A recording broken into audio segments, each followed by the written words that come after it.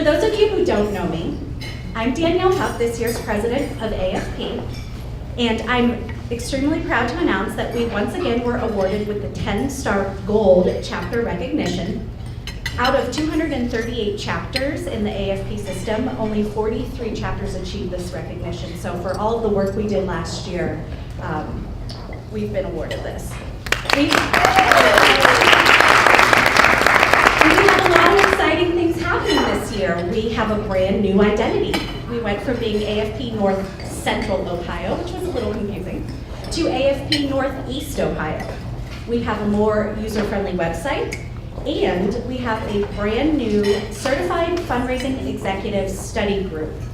The state of Ohio only has 3 ACFREs, and all 3 of these individuals are instructing our study group here in Akron on February 26th and 27th, and there's still time to register.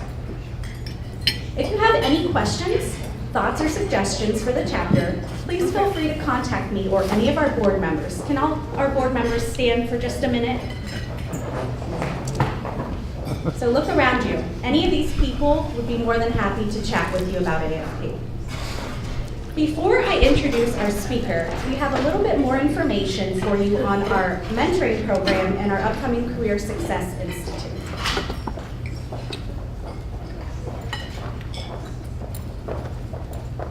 Just a moment.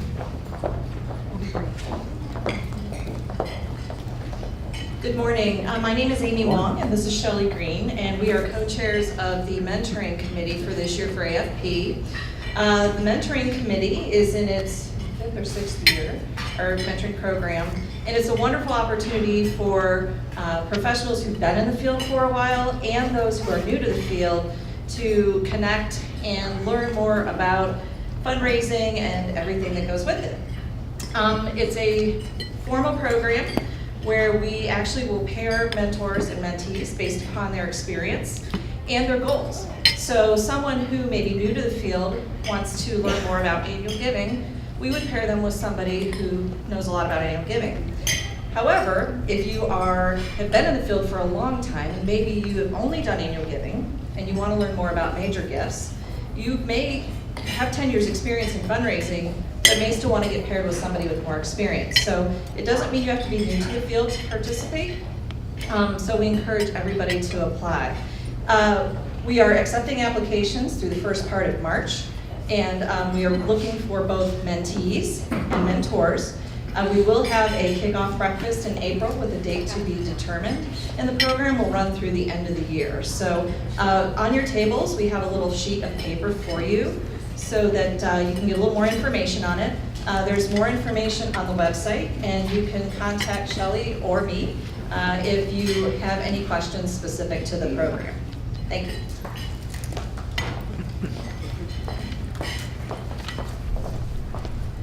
Good morning, everyone. I am Laura Jo Hawks. I'm the Director of the Mercy Development Foundation, and I'm chairing this year's CSI Career Success Institute. I believe my co-chair, Wendy, would you please stand up, is back there. From Event Now, Wendy will be next year's co-chair. CSI is our largest professional development opportunity. It's a half-day educational and networking opportunity. It'll be Friday, April 24th, 2015 at Kent State Stark. We have a great keynote speaker, Rory Green from the Fundraising Girl blog. She's going to bring a lot of excitement and a lot of energy to the program. If you've not read her blog, I encourage you to, even if you're not a girl, even if you're a guy, you can get on her blog. And on Thursdays, when you get that email, just shut the door to your office and laugh for about 15 minutes. So it's totally worth it. Our theme this year is It's a Jungle Out There, Taming the Fundraising Beast. Huntington Seeds for Growth program is our great corporate sponsor.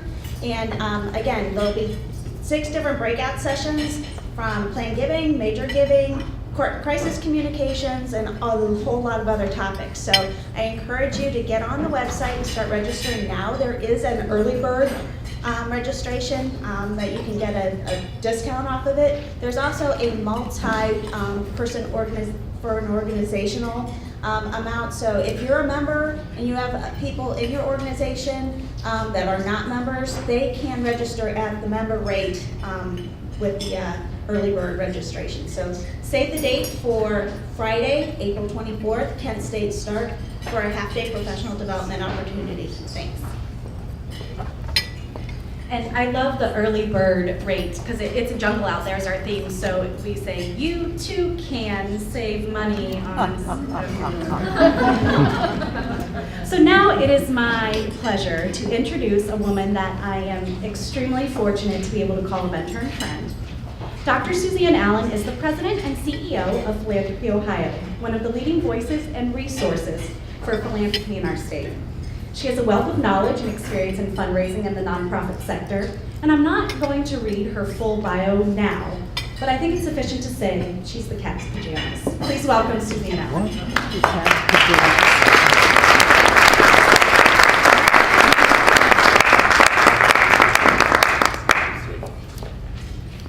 I'm just so pleased to be here this morning to be with you and talk about something that's very exciting for me. Is this thing hold a little closer? Something that's very exciting for me, and that's the paradigm shift that's going on in philanthropy.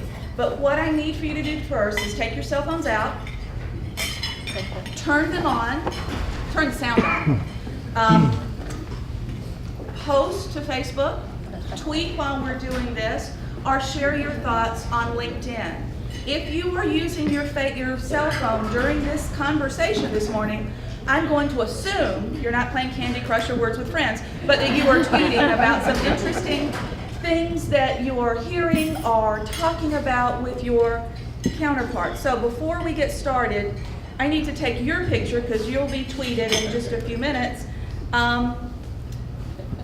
So, you ready? How are we going to do this? Okay, and so here's the deal. You have to say philanthropy, and I'll give you a 3, 2, 1, philanthropy. Oh gosh, it all fits. Ready? On your mark. 1 or 3. Philanthropy. A little better, please. On your mark. 3, 2, 1. Philanthropy. Oh, we even had jazz hands. That was cool. All right, so we'll tweak this pretty quickly and watch for it on Philanthropy Ohio's Twitter account and Facebook. So just a little bit about Philanthropy Ohio. We're a statewide organization of grant makers. We represent lots of people who do lots of things, but our vision is to be the leading voice and the premier resource for philanthropy. We do advocacy work, lobbying, education programs, as well as a little bit of consulting and a lot of networking for the folks in the field. And one of the things that I've heard for years, because as many of you know, I've been in fundraising for a long time, and there are days I feel like I'm living in dog years. I've been in it for so long. And we keep hearing about this paradigm that's coming, the paradigm of the transfer of wealth, the paradigm of the millennials, the paradigm of the technology that is affecting fundraising. Well, what we've found in our research, and we do quite a bit of research, not only in Ohio, but in the Midwest and in the eastern part of the United States, looking at different funding patterns. What we found, and what I will contend for you today, is this paradigm has shifted. It's not coming, it's happening, and in some instances has happened. When we take a look at demographic data, and I'll share just a little bit more with you as we go through the presentation today, the demographic data says, yep, we're in a different giving pattern.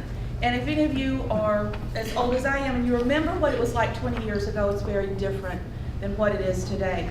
We're seeing new patterns emerge. We're seeing new donors emerge, and they have different means of giving and they have different methods of giving. We're also seeing new nonprofits, and these are the things that we'll be talking about. So this is sort of your preface, if this were a book. These are the things that we're going to talk about today. And also the transfer of wealth. There were some great books a decade ago about this transfer of $40 trillion that was going to happen in the U.S. Half of it has happened. And have you seen $20 trillion impact your bottom lines? That's because the people who have received the transfer of wealth don't have the same spending and giving habits as the people who transferred the wealth to them. So in looking at all of this, it creates a different paradigm.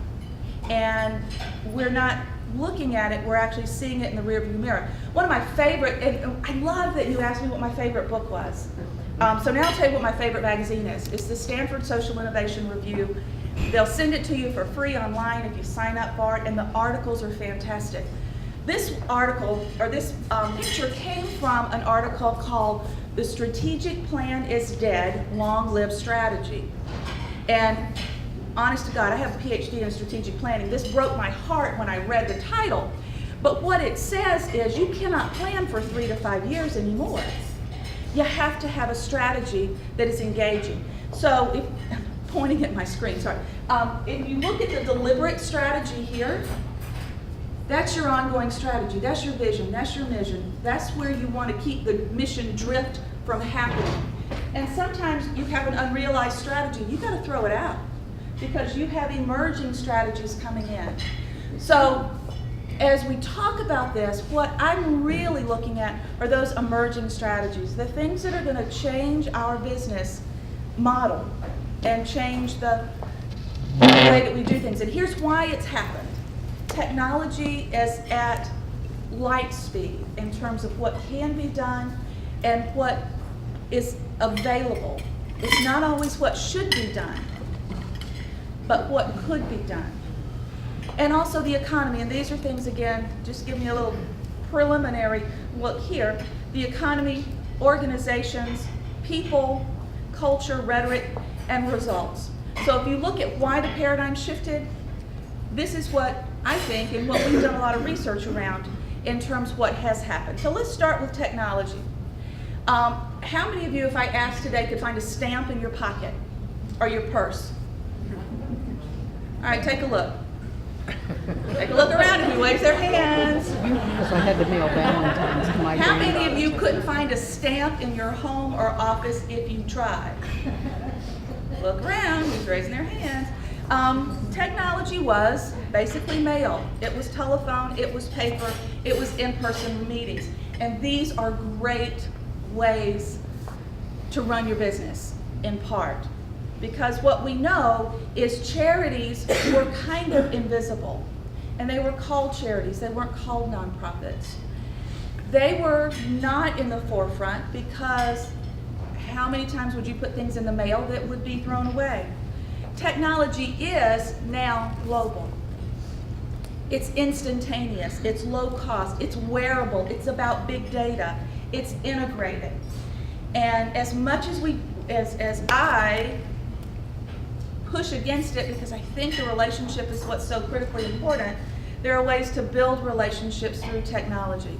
So one of the things that we keep talking about in this paradigm, and my new word is paradigmic, in this paradigmic model is how to use technology to the best advantage, because the question always is, who's my donor? Technology has also made charities visible, very visible. And if we take a look at the economy in the old paradigm, it was a national model. It was based in a manufacturing, stable environment. It had steady growth with some little hiccups here and there, but it was basically large corporations. And from a development standpoint, large corporations making large gifts. But 2008 stopped that. And we're tracking corporate giving around the state as steady and falling since 2008. Today our economy is innovative, it's matrix oriented, rapidly expansive, there is new wealth, and there are global markets. But in thinking about this, we have to think about the organizations that make up this technological drive. And when we think about organizations were well represented in the philanthropic community, whether they were for-profit or non-profit, the large organizations had a place. Product and sales based, of course, and built around direct mail and telemarketing. What we know now is organizations are focused on an attitude of inclusiveness and engagement. We did a real quick study of our corporate members about 2 months ago to see what kind of engagement they offered their employees. And from the larger AEPs to the smaller organizations, without exception, every corporate member that we have, and we have quite a few, said we offer packages from a day a month to a day a quarter to a day a year, where we pay our employees to go volunteer somewhere. That didn't happen even 10 years ago. When we're going back and looking at the data, corporations are paying close attention to what their employees want. Because in one of the survey results, it was so interesting, the large accounting firm called me after the survey and she said, I just got our results from the survey and I'll bleep out the word, but she was pissed. She said that the 3 things her employees liked the most about her organization was she closes at 2 in the summer, and she has almost 100 employees.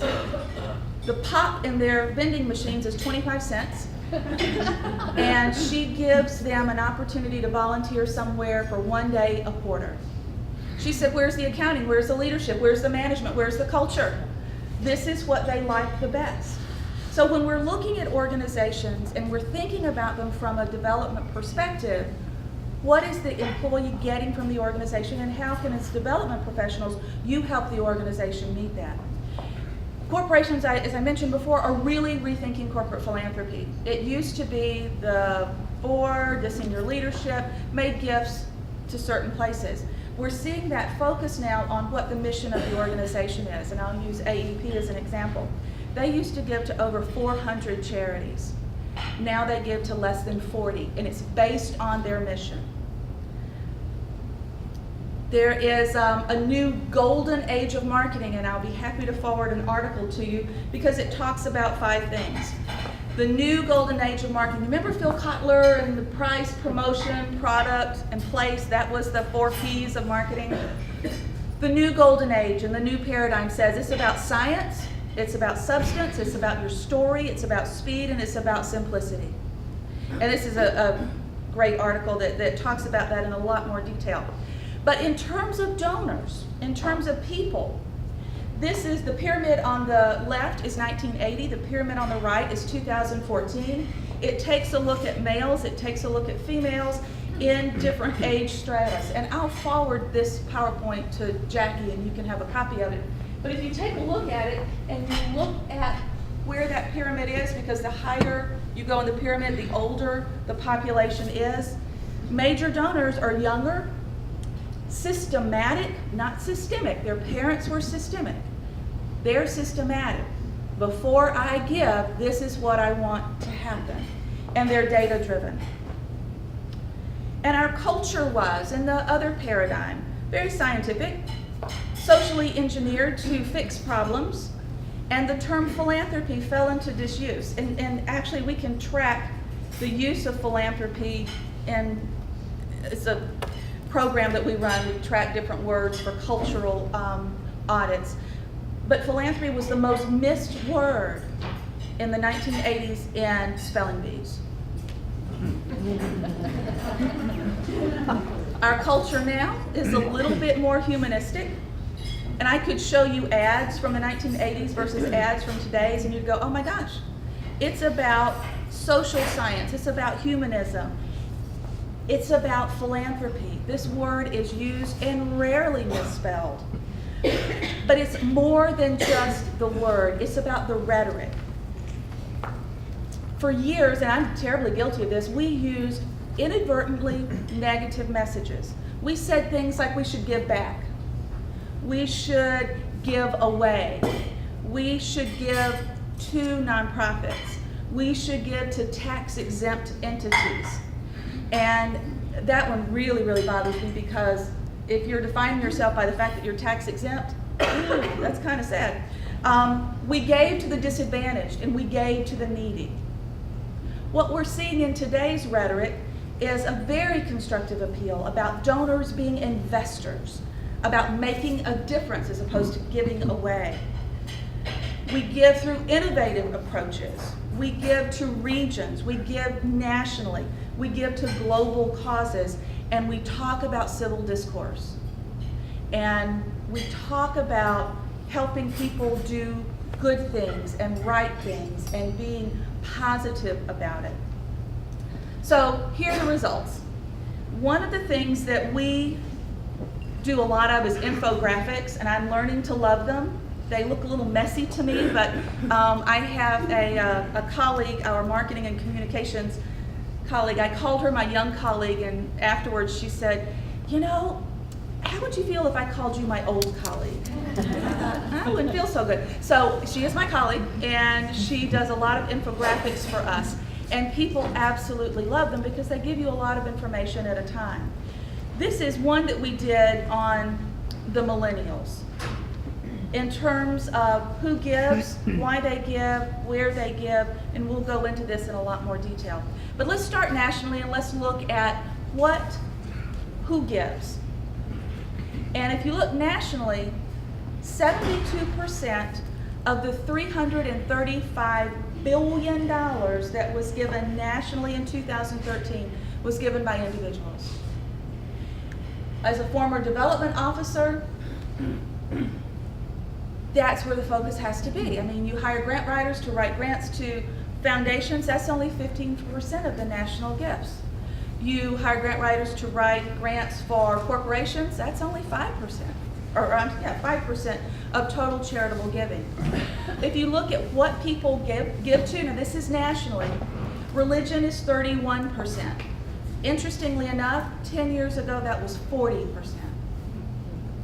So, and when you start tracking these, you can start seeing some really big trends. Education is up from over 10 years ago to 16% from 10%. But I will tell you this data is skewed because I make a gift every year to the University of Georgia. Because that's my alumni. And I'm not paying for somebody's education. I'm not helping the educational system. It's just my alumni gift. That's counted as an educational gift. And these numbers come from the IRS when you itemize your taxes.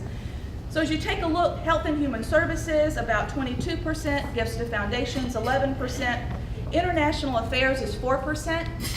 15 years ago, that did not exist. But there was a tsunami, and Verizon said, you can make a gift through your cell phone, and it won't cost you a penny, and we'll give your donation of $10 or more to the tsunami. And that started the trend. So this is what it looks like in Ohio. $7.8 billion of total charitable giving. Again, this is the data from the IRS. That's one of the data points we use to derive the data. So my daughters are here today. I'm so excited.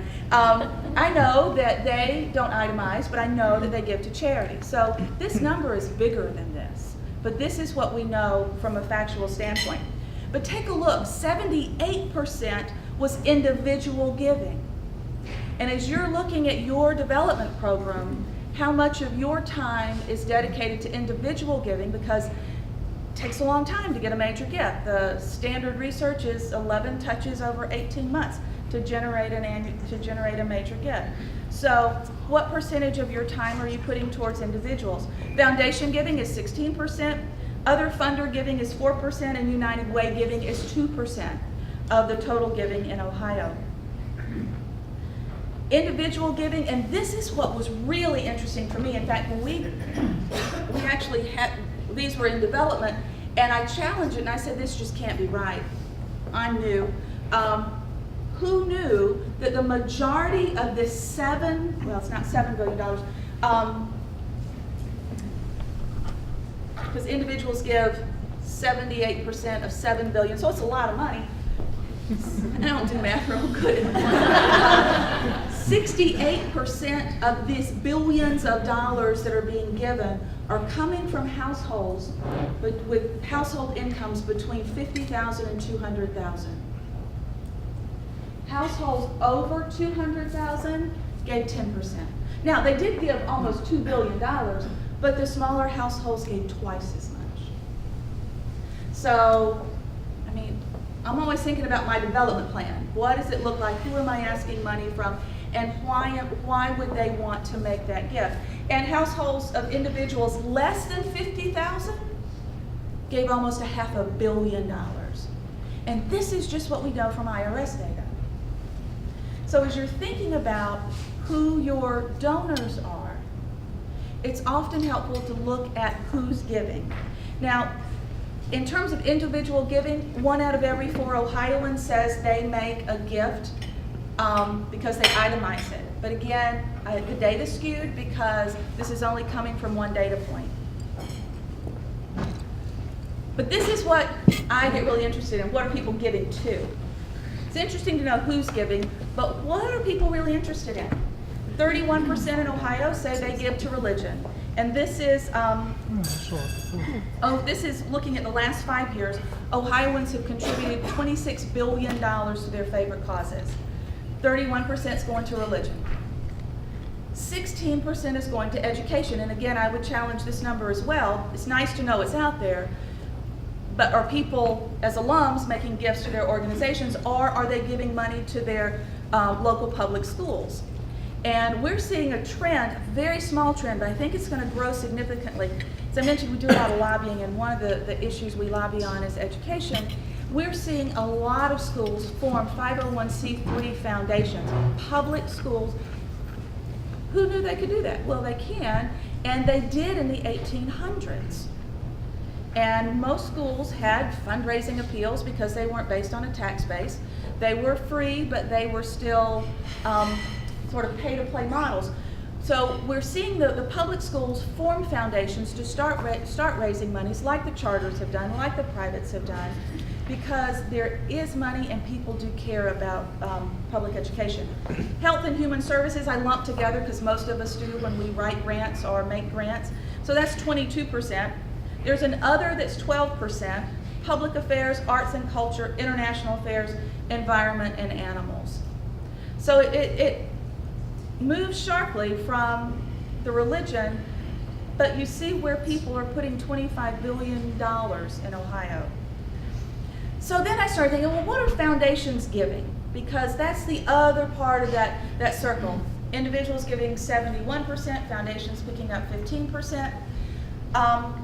We have in Ohio nearly 4,000 foundations. 90% of those are small, unstaffed, and held in bank trusts. If you've got a couple $100, you can start your own family foundation. Rule of thumb is you need about $5 million to really make it work. But you can start one. It's very easy to do. But we're interested in what those foundations are supporting. So those private foundations hold 65% of all assets. Community foundations hold 30% of the assets, corporate 4%, operating foundations 1%. But look who's making the foundation grants. 65% are foundations, the private foundations, 27% are the community foundations, corporate at 12%, and the operating foundations is 1%. In terms of these 4,000 Ohio foundations, 92% are private. And this number continues to rise. Interestingly, what foundations support are very different from what individuals support. Foundations tend not to support religion, only at 2%. They support education. Now, whether this is building a building at Walsh or Malone or the University of Akron, we don't have access to that kind of data, but we know they're supporting education. We know they're open to supporting education. And then there's health and human services, 38%. And interestingly enough, there's a national tracking that's being done to show what the government has cut funding on and what the private sector is being asked to fund in the absence of that dollars. And we're seeing what is being asked to be funded as well as what is not being funded by the private sector. So interestingly, another sort of shift in that paradigm. The top foundations giving in Ohio, although the Cleveland Foundation is the largest, the Columbus Foundation makes the most in gifts. And part of that's because they have a lot of supporting orgs within their organization. And L Brands, the L Brands Foundation, the Limited, is actually a supporting org of the Columbus organization, the Columbus Foundation. And they have Giving Day. Many of you are familiar with this concept. One day, one organization acts as the backbone. Every nonprofit who qualifies can put a web page up on their website, and you start at midnight and the community's revved up and you're shopping through the nonprofits to give to $11 million in one day. And it didn't hurt their bottom line either, because If you teach people how to give to you, they will continue to do that and they will give more. And so a $25 gift one year to the Giving Day may mean a $100 gift the next year. It may mean a $100 gift to Giving Day and a $100 gift to the foundation. It's just a beautiful model. But you can take a look at these. The majority of the largest grant makers are community foundations. Columbus, Cleveland, Cincinnati, Dayton, and then you get into L Brands, the Mateel Foundation in Dayton, Nationwide, the Gund, Wexner, and Key Bank. Giving in Northeast Ohio mirrors what's happening in the state. And when you think about most of the wealth in private foundations is Akron and North, this probably won't surprise you. Of the $126 billion made in foundation grants, $591 million are given from foundations in Northeast Ohio. Grants from Akron alone, and we do this by MSAs, $68 million in grants last year. From Cleveland, $478 million. Again, the MSA, the larger, the greater Cleveland area. Canton was $25 million and Youngstown was $25 million. Can you imagine what our communities would be like without these foundation grants bolstering the community? I mean, it's really, to me, it's absolutely amazing. So here, one of the things we talked about earlier was, what does this mean in terms of results? What should we be thinking about? What should be the parameters we use when we start thinking about the emerging strategies and which strategies we need to diverge? In 2003, there were nearly 32,000 nonprofits in Ohio. 10 years later, there's 37,000 nonprofits in Ohio. That's a 26% increase.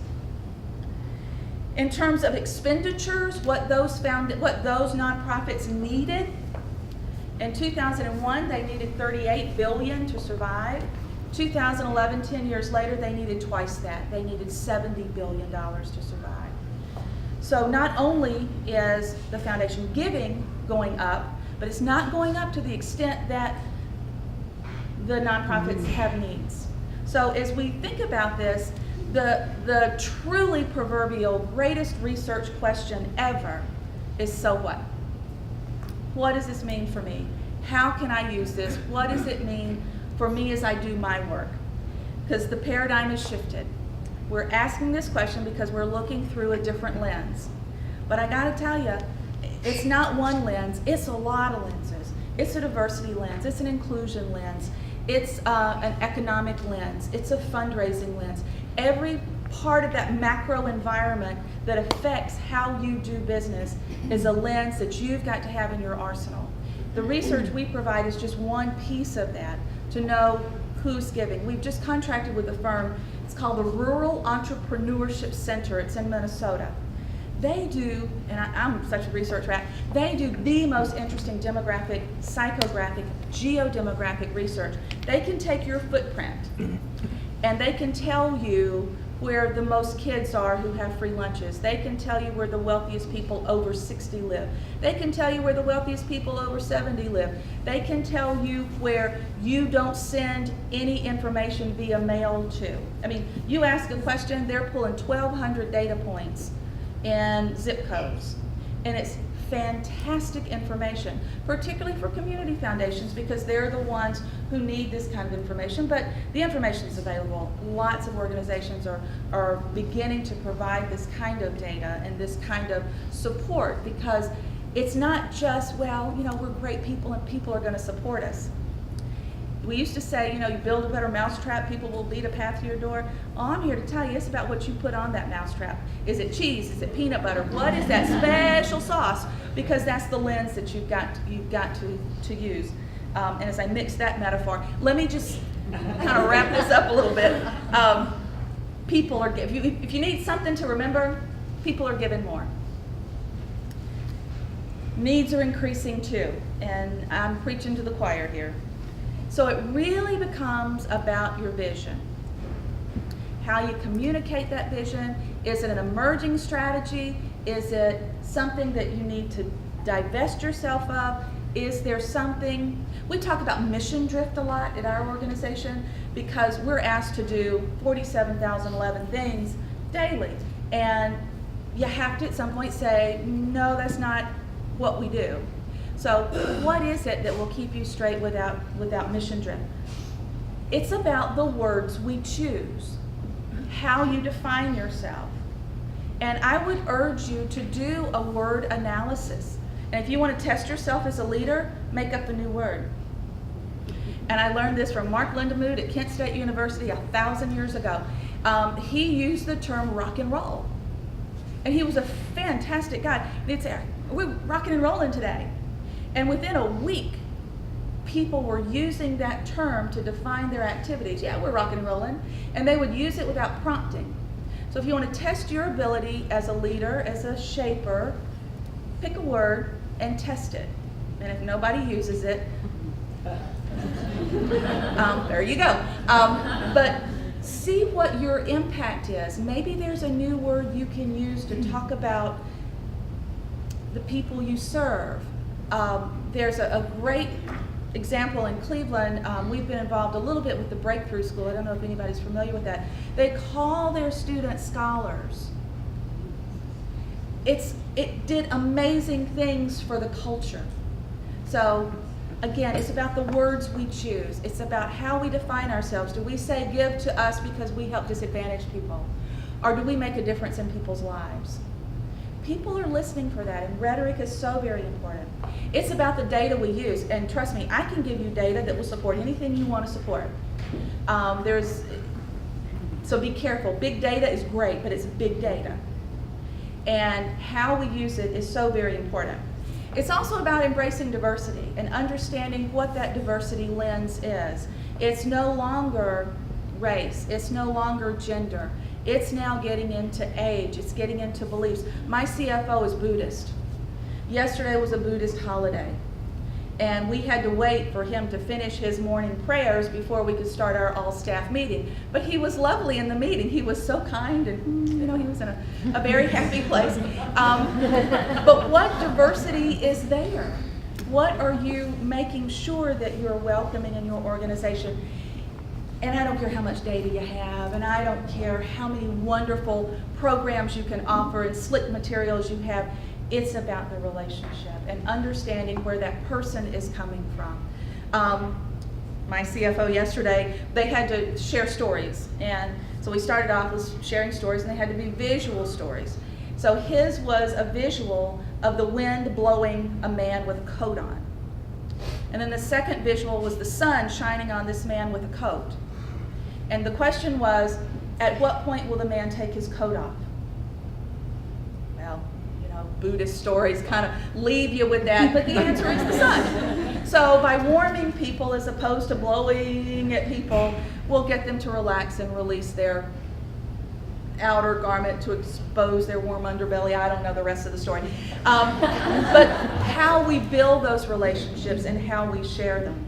So I'd be happy to answer any questions that you have. I know we have just a few minutes left, but I really do appreciate your time, and I will make 2 plugs. On March 3rd and 4th, we are hosting with Otterbein College,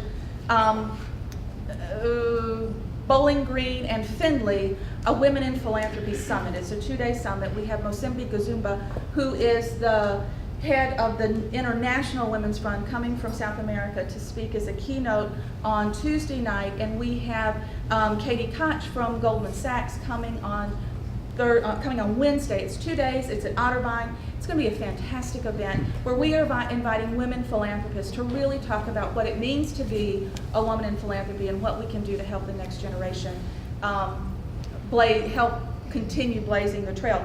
And the last one is our Philanthropy Forward Conference in Cincinnati.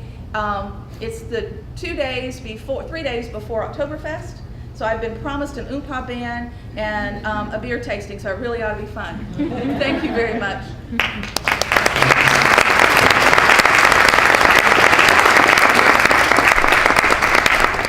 Thank you, Suzanne. We were so excited that this was going to be our first kickoff of the year to have Suzanne come. I thought it would put us all in the spirit of philanthropy and we can move forward.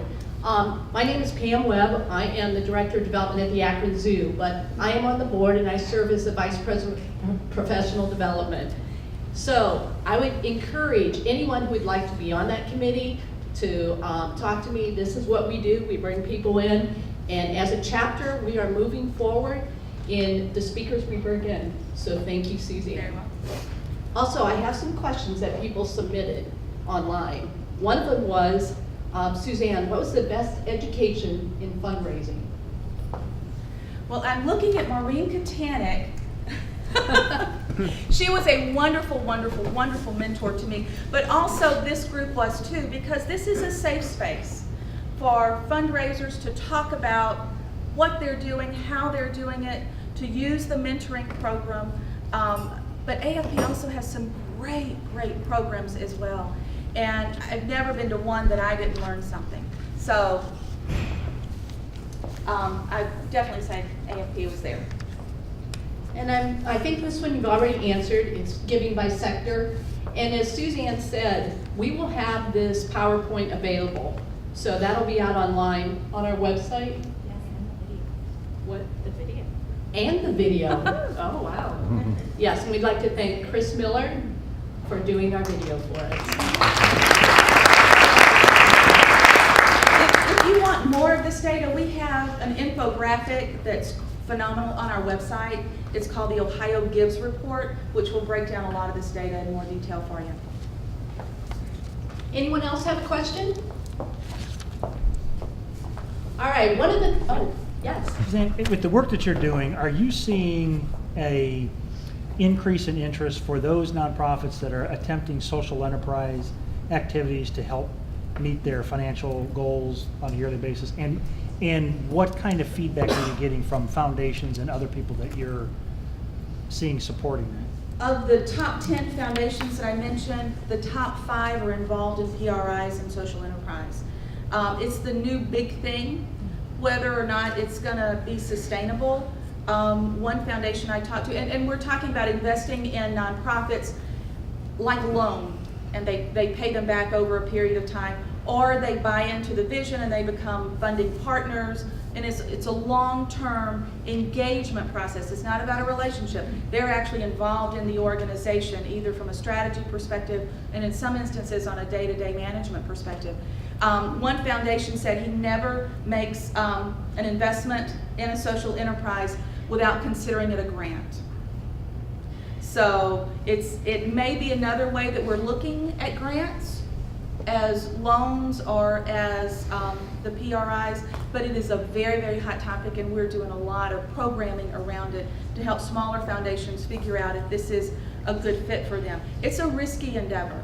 So the smaller foundations, ones without a lot of divestible monies, are not finding it as appealing as those who have larger boards with more money in their disbursements.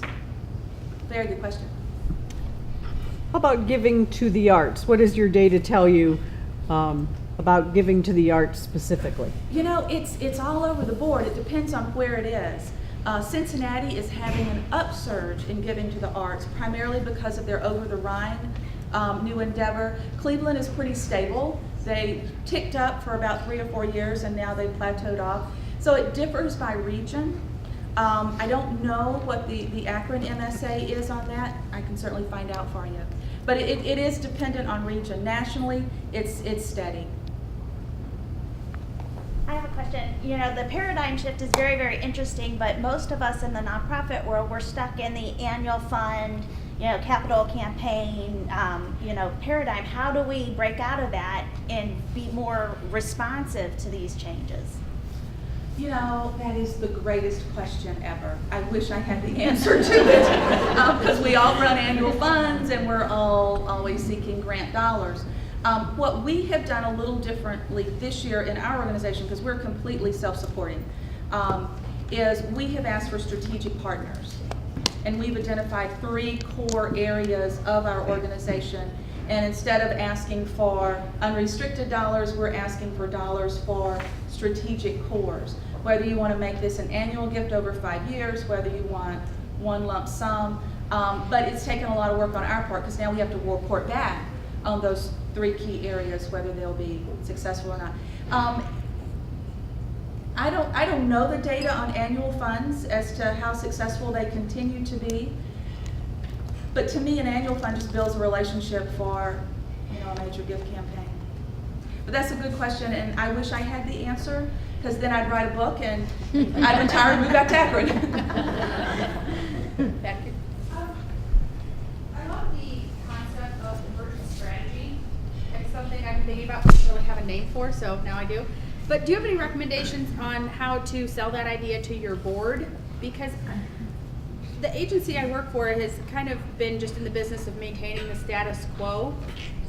And I think that's preventing growth and preventing us from, like, you know, having more impact in our community. That's a really interesting question. The how to work with a board and how to talk to a board is something I didn't know when I took this job, and that's been the hardest part for me. And what I have discovered and learned and been mentored about is you need to talk to each board member separately because they are not a collective voice until they get to the boardroom. So as we make changes, I talk to each board member separately about the change and make sure that they're an ally with me and that I've answered all their questions ahead of time. So when the board meeting comes, they think it's their idea and it's great and let's move forward. That's the hardest part of making change, is making sure the people you're bringing along have the same urgency that you do and want to make the same impact that you do. So good luck with that. No, I'm serious. I'm not being facetious. Over here. Yes, ma'am. I have a question. I thought it was interesting that you said it's about the words we choose and creating a new word. Are you simply saying our ability to be able to articulate our vision? Are you saying something more when you talk about the words that we choose? Well, it's about the vision, but it's the words you choose to talk about the vision. There's a commercial on television that I absolutely love. It's a man standing next to a small four-door like Sentra or Honda, and then he's standing next to a big old truck. And they ask the viewers which one is sexier. And the women all say, oh, the man next to the truck. It's the same man, the same background. All they've done is change the vehicle. And I think that happens in the way we choose our words. My mother has a favorite expression. She says you can either wake up in the morning and say, good Lord, morning, or you can say, good morning, Lord. Same three words, is how you use them. And if we talk about we serve the disadvantaged, then we're doing a disservice to the people we're serving. They're not disadvantaged. They're ready for a change. So are we the change agent for a particular population, or are we serving the disadvantaged? And I think there's a huge difference in that. The Women's Fund in Central Ohio has a campaign that I absolutely love. It's called Be a Change Agent. And they give you stickers and buttons, and everywhere you go, they're slapping something on you that says, I'm a change agent. And you start to believe it. And then when they ask you for money, it's like, well, yeah, because I'm a change agent. You want me to go to an event? Yeah, this event's only for change agents. I'm there. Kind of brilliant, but it is, I really think it's about the words. Okay, anyone else? All right. Well, Suzanne, one of the things we're doing as a chapter is we're asking our guest speakers one of their favorite books, and we purchase it and we give it out to one of our people that are attending. So, do you want to talk why you chose this book? The book is called The Happiness Advantage, and I don't know if any of you are familiar with TED Talks, but today before lunch, watched Sean Akers' TED Talk on the Happiness Advantage. He's a psychological researcher. He is very well versed in his field, but he's done a lot of research on happiness, not happy, happy, happy, but what it means for a person to find happiness and to share it. And I have just instituted a book club at my organization. I've never been in a book club before. I love to read, but I've never wanted to read with other people since like first grade or something. And this is the book that we are reading, and it was met with moans and groans, except from my CFO, who thought everything was lovely yesterday. But we watched the TED Talk, and they were pretty much inspired. So this is the book that we're actually reading at our organization. He has a second one out. I haven't read that one yet. But it's a fun read. He's an interesting character, and I hope whoever gets it really enjoys it. Well, great. A number was chosen, one of her favorite numbers, and the lucky recipient is Leslie Lepner. And also, speaking of that, we give a donation to the charity of their choice. And Suzanne has graciously chosen the Akron-Canton Regional Food Bank. I'm not sure why. No, her daughter works there. You got Leslie. Thank you. So let's give a round of applause to the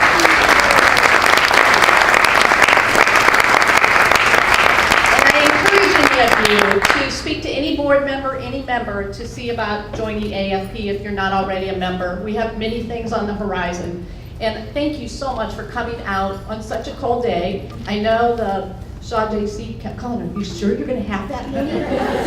I'm like, "Are you sure you're going to still have it?" "Yeah, they'll come." So thank you again.